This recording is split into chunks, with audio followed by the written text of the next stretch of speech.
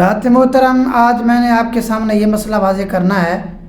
کہ خرگوش کون سا کھانا حلال ہے اور وہ کون سا خرگوش ہے جس کا کھانا حلال نہیں ہے۔ یہ سمجھیں کہ خرگوش دو طرح کے ہیں، دو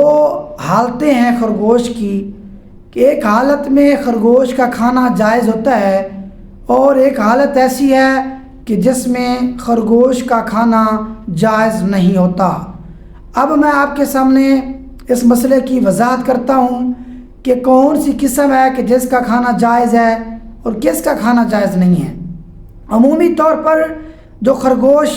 آدمی ذبح کرتا ہے، ذبح کے بعد اس کو استعمال کیا جاتا ہے، تو یہ ان کا استعمال کرنا کھانا جائز ہے۔ باقی دوسری قسم کا خرگوش ہوتا ہے جو شکار کیا جاتا ہے، شکار یعنی کتے سے لوگ شکار کرتے ہیں تو اس کا استعمال کرتے ہیں، تو اس کی دو صورتیں ہیں۔ اگر وہ کتا سدھایا ہوا ہے اور کتا چھوڑنے والے نے بسم اللہ الرحمن الرحیم پڑھ کر کتے کو چھوڑا اور کتے نے خرگوش کو پکڑا